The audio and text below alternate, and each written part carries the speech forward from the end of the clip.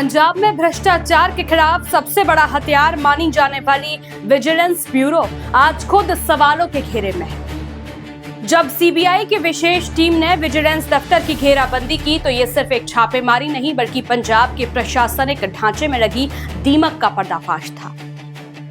गहराई से पड़ताल, आखिर क्यों पड़ी रेड? हमारी आंतरिक पड़ताल और सूत्रों के हवाले से मिली जानकारी के अनुसार ये कार्रवाई किसी मामूली शिकायत पर नहीं बल्कि एक सोची समझी ट्रैप का हिस्सा थी। पहला, बड़ी रिश्वत का खेल। आरोप है कि विजिलेंस के कुछ प्रभावशाली अधिकारी भ्रष्टाचार के पुराने मामलों को रफा दफा करने के लिए करोड़ों की डील कर रहे थे। दूसरा, ब्लैकमेलिंग का सिंडिकेट। ऐसी खबरें हैं कि रसूखदार लोगों और अधिकारियों को केस में फंसाने की धमकी देकर उनसे मोटी रकम वसूली जा रही थी। सीबीआई के पास कुछ ऐसे डिजिटल साक्ष्य और कॉल रिकॉर्ड्स पहुंच चुके थे जिन्हें नजरअंदाज करना नामुमकिन था।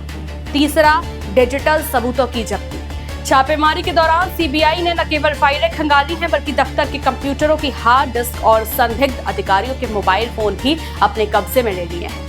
विजिलेंस ब्यूरो के भीतर स्यापा साख दांव पर। पंजाब विजिलेंस ने पिछले 1 साल में कई पूर्व मंत्रियों को सलाखों के पीछे भेजा है, लेकिन इस घटना ने ब्यूरो की साफ सुथरी छवि को बड़ा झटका दिया है। अगर विजिलेंस के अंदर ही भ्रष्टाचार का नेटवर्क चल रहा था तो क्या अब तक की गई पिछली गिरफ्तारियां भी किसी सेटिंग या रंजिश का हिस्सा थी? इस रेड के बाद पंजाब पुलिस और विजिलेंस के आला अधिकारियों के बीच हड़कंप मचा हुआ है। मुख्यालय से लेकर जिला इकाइयों तक फोन घनघना रहे हैं। इस छापे ने पंजाब की सियासत में नया मोड़ ला दिया है। विपक्ष का हमला। विपक्षी दलों ने इसे सरकार की विफलता बताया। उनका कहना है कि जो एजेंसी दूसरों को ईमानदारी का पाठ पढ़ा रही थी उसका अपना घर ही कांच का निकला। सत्ता पक्ष की चुप्पी। हालांकि सरकार इसे स्वतंत्र एजेंसियों की कार्रवाई बता रही है, लेकिन अंदर खाने ये चर्चा है कि क्या ये राज्य की मशीनरी पर केंद्र का सीधा हस्तक्षेप है। अब आगे क्या? सबसे बड़ा सवाल यही।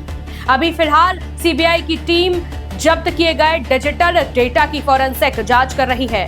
सूत्रों का कहना है कि आने वाले 24 से 48 घंटों में विजिलेंस के कुछ बड़े चेहरों पर गिरफ्तारी की गाज गिर सकती है। और 4 पॉइंट न्यूज के विश्लेषण के अनुसार छापा मारने वालों पर छापा महज एक हेडलाइन नहीं बल्कि ये व्यवस्था की विफलता का संकेत है। जब जांच एजेंसियां खुद जांच के घेरे में आती हैं तो लोकतंत्र का चौथा स्तंभ यानी मीडिया और जनता का भरोसा डगमगा जाता है। आपको क्या लगता है? कमेंट करके अपनी राय जरूर बताइए। बने रहिए 4 पॉइंट न्यूज के साथ। हम इस मामले की हर परत को बेनकाब करते रहेंगे और आप तक पहुंचाते रहेंगे। जय हिंद।